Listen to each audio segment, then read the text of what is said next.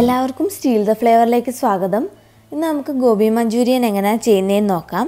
അതിനു വേണ്ടിയിട്ട് ഞാനൊരു 1.5 കപ്പ് കോളിഫ്ലവർ ചെറിയ അല്ലികളായിട്ട് കട്ട് ചെയ്തെടുത്ത് വെച്ചിട്ടുണ്ട്.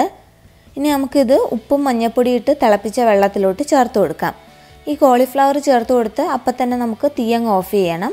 എന്നിട്ട് ഇത് മൂടി വെച്ചിട്ട് ഒരു 5-10 മിനിറ്റ് ഇങ്ങനെ തന്നെ ഇരിക്കട്ടെ. അപ്പോൾ ആ കോളിഫ്ലവറിലോട്ട് നല്ലപോലെ ഉപ്പൊക്കെ പിടിക്കും.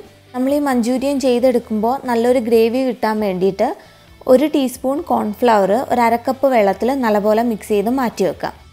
ഇനി കോളിഫ്ലവർ ഫ്രൈ ചെയ്തെടുക്കാനുള്ള ആ ഒരു മിക്സ് റെഡിയാക്കണം. അതിന് വേണ്ടിയിട്ട് 1/2 കപ്പ് മൈദാ മാവും 1/4 കപ്പ് കോൺഫ്ലവറും 1 ടീസ്പൂൺ കാശ്മീരി റെഡ് ചില്ലിയും അതൊരു കളറിന് വേണ്ടി ചേർക്കുന്നതാണ്, 1 ടീസ്പൂൺ സോയാ സോസും ആവശ്യത്തിന് ഉപ്പും ഇത്രയും കൂടി ചേർത്ത് നല്ലപോലെ മിക്സ് ചെയ്തിട്ട് ഇതിനകത്ത് കുറേശ്ശെ വെള്ളം ചേർത്ത് കൊടുത്ത് ഇത് ഇച്ചിരി ലൂസായിട്ടുള്ള ഒരു ബാറ്ററായിട്ട് എടുക്കാം. അധികം ടൈറ്റായിട്ടും വേണ്ട, എന്നാൽ ഒരുപാട് ലൂസായിട്ടും വേണ്ട. ഈ സ്പൂണിൽ ചെറുതായിട്ടൊന്ന് കോട്ട് ചെയ്യുന്ന രീതിയിൽ മാത്രം മതി. ഇപ്പോൾ ഇത് റെഡി ആയിട്ടുണ്ട്. ഞാൻ ഇതിന് 1/4 കപ്പ് മാവിന് 1/4 കപ്പ് വെള്ളം തന്നെ ചേർത്ത് കൊടുത്തേക്കുന്നത്. ഇനി നമ്മൾ ചൂടുവെള്ളത്തിലിട്ട് വെച്ചിരുന്ന കോളിഫ്ലവറും കൂടി എടുത്ത് മാറ്റി ഒരു അരിപ്പയിലോട്ട് വെക്കണം. ഈ കോളിഫ്ലവർ നമ്മൾ റെഡിയാക്കി വെച്ചേക്കുന്ന മാവിൽ മുക്കിയിട്ട് നമുക്ക് കുറേശ്ശെയായിട്ട് ഫ്രൈ ചെയ്തെടുക്കാം. ഇത് മീഡിയം ഫ്ലെയിമിലിട്ട് ഫ്രൈ ചെയ്യാൻ പ്രത്യേകം ശ്രദ്ധിക്കണം. എന്നാൽ മാത്രമേ നല്ലൊരു ക്രിസ്പിനെസ്സും കിട്ടൂ, എന്നാൽ ഉള്ളിലും നല്ലപോലെ വെന്തിട്ടുണ്ടാകത്തുള്ളൂ. അല്ലെങ്കിൽ പിന്നൊരു ഓപ്ഷൻ എന്ന് വെച്ചാൽ നമുക്ക് ഡബിൾ ഫ്രൈ ചെയ്തെടുക്കാം.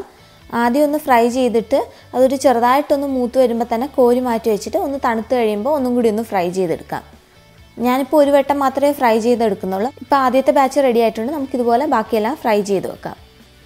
ഇപ്പോൾ കോളിഫ്ലവർ എല്ലാം ഫ്രൈ ചെയ്തിട്ടുണ്ട്. നമുക്കിനി ഇത് കറിയാക്കി എടുക്കാം. അതിന് വേണ്ടിയിട്ട് ഈ പാനിൽ ഞാനൊരു 3 ടേബിൾ സ്പൂൺ എണ്ണ ഒഴിച്ചിട്ടുണ്ട്. ഇതിനകത്തോട്ട് 1 ടീസ്പൂൺ ഇഞ്ചിയും 1 ടേബിൾ സ്പൂൺ വെളുത്തുള്ളി ചെറുതായിട്ട് കൊത്തി അരിഞ്ഞത് ചേർത്ത് കൊടുക്കാം. ഇത് ചേർത്തിട്ട് ഒരുപാട് മൂപ്പിക്കേണ്ട ആവശ്യമില്ല. ചെറുതായിട്ടൊന്ന് വഴറ്റിയിട്ട് ഒരു ചെറിയ സവോള ചെറുതായിട്ട് കട്ട് ചെയ്തതും കൂടി ചേർത്ത് കൊടുത്ത് ഒന്ന് വഴറ്റിയെടുക്കാം.